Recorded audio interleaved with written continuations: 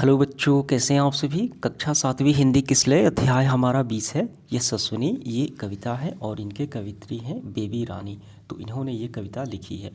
देखिए इसका जो शीर्षक है ये ससुनी, ये एक स्त्रीलिंग शब्द है।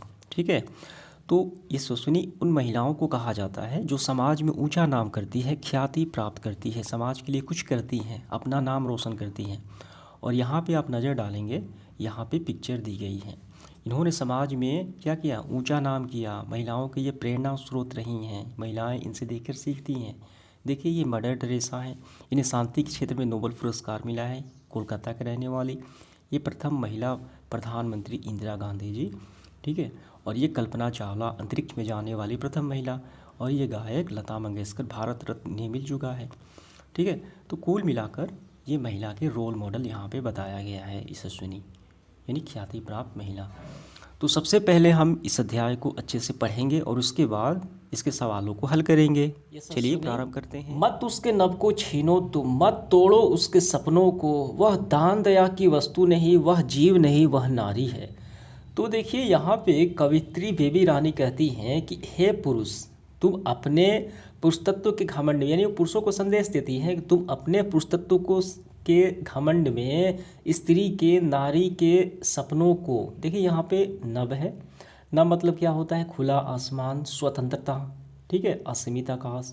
तो उसके स्वतंत्रता को, उसके अधिकारों को मत छीनो, उसको कमज़ोर मत समझो, उसको सीमित मत करो, उसको अधिकारों से वंचित मत करो, उसको अवसर प्रदान को, ठीक है, उसको अवसर प्रदान करो ताकि वो आगे बढ़ सके।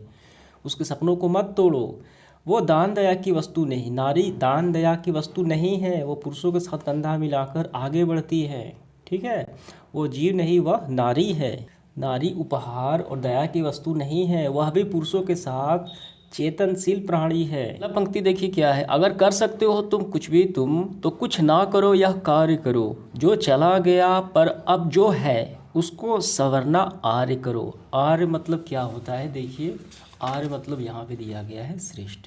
ठीक है, तो इसका मतलब क्या है, इन पंक्तियों के माध्यम से कवित्री पुरुष वर्ग को यह संदेश देती हैं, हे पुरुष वर्ग से, हे पुरुष तुम ये अगर कुछ तुम कर सकते हो तो कुछ ना करो, यानी स्त्रियों पर पाबंदी वगैरह ना लगाओ।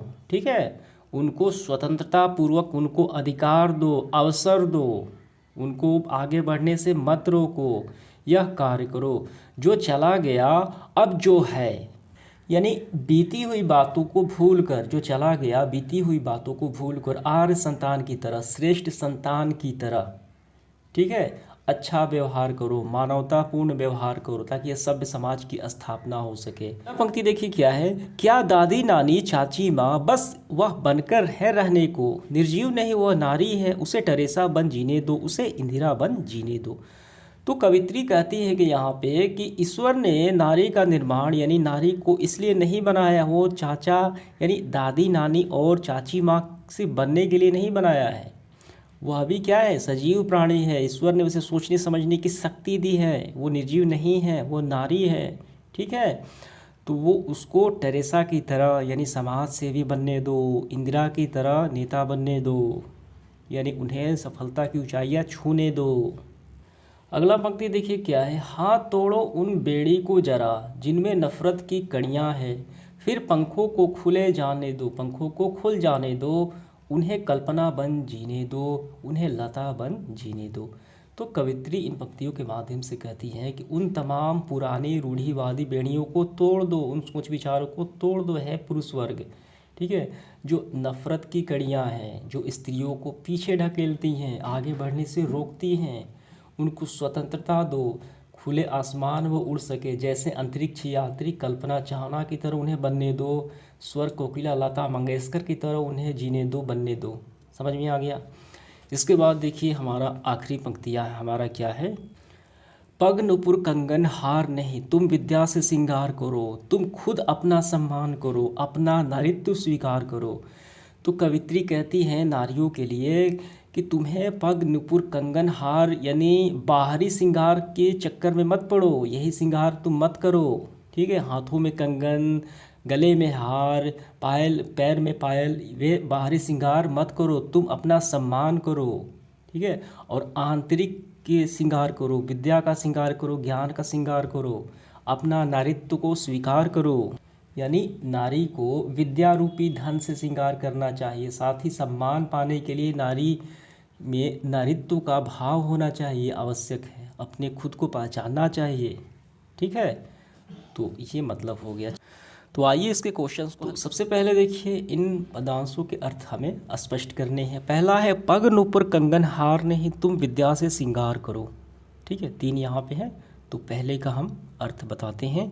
देखिए इसका उत्तर हम इस तरीके से लिखेंगे, पग नूपुर कंगन से हार नहीं तुम विद्या से श्रृंगार करो। हे नारी, तुम बाहरी सौंदर्य जैसे पैरों में नूपुर, हाथों में कंगन और गले में हार पहनना अपना सौंदर्य प्रदर्शित मत करो, ठीक है। इसके बजाय अपने आंतरिक सौंदर्य अर्थात विद्या और ज्ञान से अपना श्रृंगार करो। ये बेबी रानी कवित्री का कहना है इन पंक्तियों के माध्यम से। समझ में आ गया। अब इसके बाद देखिए दूसरी पंक्तियाँ क्या है हमारा, वह दान दया की वस्तु नहीं, वह जीव नहीं, वह नारी है, ठीक है। तो आइए इसको भी हम लोग अर्थ स्पष्ट करते हैं। तो कवित्री कहती है कि नारी को केवल दान दया या परोपकार करने के लिए जीव के रूप में मत देखो। ईश्वर ने इसे इसलिए नहीं बनाया। वो पुरुषों के समान साथ साथ चलने वाली एक समान सहभागी है नारी, ठीक है। यानी बराबर का अधिकार है। इसके बाद देखिए हमारा तीसरा है, उसे टेरेसा बन जीने दो, उसे इंदिरा बन जीने दो। तो इसका हम अर्थ स्पष्ट करेंगे।